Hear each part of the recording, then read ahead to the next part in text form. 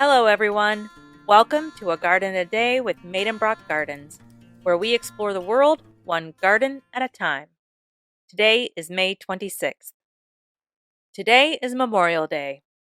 As towns and cities across the country host parades, festivals, and picnics, and most Americans have the day off from work and school, we also remember the purpose of the day, a time to reflect and remember the lives of the soldiers, sailors, Marines, and airmen who died while serving in the U.S. military. Memorial Day services have been held in the United States since the end of the Civil War. Back then, it was called Decoration Day and was marked by decorating the graves of fallen heroes with flowers and wreaths.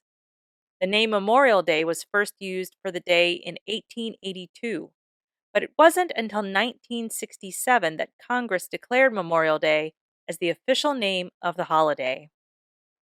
Several cities and towns claim to be the first to observe a Memorial Day or Decoration Day. Waterloo Village, New York, Petersburg, Virginia, Carbondale, Illinois, Columbus, Mississippi, and Charleston, South Carolina, to name a few. But it's in Arlington, Virginia, that the first official Decoration Day took place on May 30th, 1868. And it's in Arlington that we most recognize each year when the president lays a wreath on the tomb of the unknown soldier in Arlington National Cemetery. And for today's garden visit, we are exploring the cemetery along with Arlington House and Gardens. George Washington Parke Custis, step-grandson of George Washington, inherited 1,100 acres of land purchased by his father John Parke Custis, son of George Washington's wife Martha. This land is now called Arlington, but in 1802 it was called Mount Washington, and it was our nation's first memorial to George Washington. George Washington Parke Custis had a Greek Revival mansion constructed on the property, overlooking the very new Washington, D.C. Custis displayed his extensive collection of Washington heirlooms in his home: portraits, silver, furniture, china. He named his estate Arlington House. Custis married Mary Lee Fitzhugh in 1804. Together they had 4 children, but only one, Mary Anna Randolph Custis, survived to adulthood. George Washington Parke Custis died in 1857. His wife Mary died 4 years earlier in 1853. They were both buried at Arlington. Today, their graves can be found in Section 13 of Arlington National Cemetery. Their only surviving child, Mary Anna, who had married Robert E. Lee in 1831, inherited Arlington House. The Lees had already been living there. Robert E. Lee was often away during his military career, and it was at Arlington House that Lee decided to leave the Union Army and take up command of the Confederate forces. Mary Anna loved roses and gardening. Her father had laid out the gardens soon after Arlington House was built, but the flower gardening was tended to by his wife and his daughters. Mary Anna was partial to roses. Her favorite was the Cherokee rose, introduced to the very young United States between 1780 and 1800. The rose can grow to a height of 30 feet and has bright white flowers and a strong fragrance. After Virginia seceded from the Union in 1861, the Lees left Arlington House. The Union Army occupied the estate as a camp and headquarters. Its location high above Washington, D.C. allowed the Army a strategic advantage. The Army built forts on the grounds, including Fort Myer and Fort McPherson, and Freedmen's Village, a planned community for freed slaves. They also buried their dead on the grounds.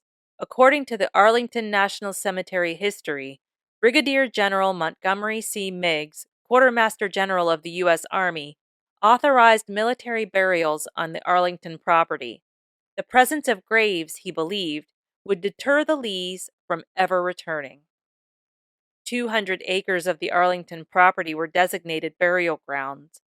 Within a few months of his order, 45 officers were buried to the southern and eastern sides of the main flower garden near the house. In 1866, The remains of 2,111 unknown soldiers from both the Union and Confederate sides were buried together on the former site of the grove. The Civil War Unknowns Monument marks the spot.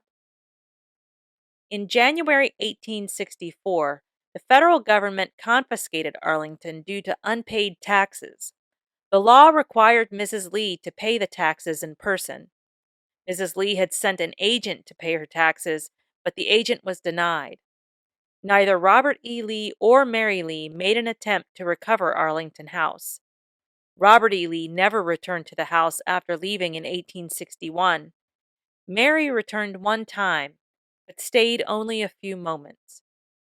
Their son, George Washington Custis Lee, sued the U.S. government in 1874 for the return of Arlington, claiming the estate had been illegally confiscated. The case went all the way to the Supreme Court. He won. By that time, though, the grounds had been used for burials for years, so Lee sold Arlington to the federal government for $150,000, which would be somewhere around $5 million today. Today, 639 acres are dedicated to cemetery use. The house, slave quarters, potting shed, and several acres of gardens have been restored and are open to visitors. Restoration of the gardens is ongoing.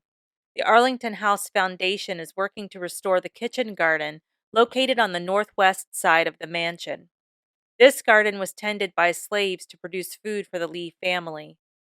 The foundation is also maintaining the flower garden where soldiers were buried during the Civil War.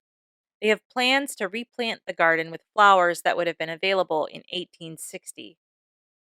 Arlington House, including the gardens, is open from 9:30 to 4:30 daily. Well, that's about it for today's garden visit. Join me here tomorrow to find out where we're going next. Thank you for listening today and every day. If all goes well, I'll be right back here tomorrow. See you then.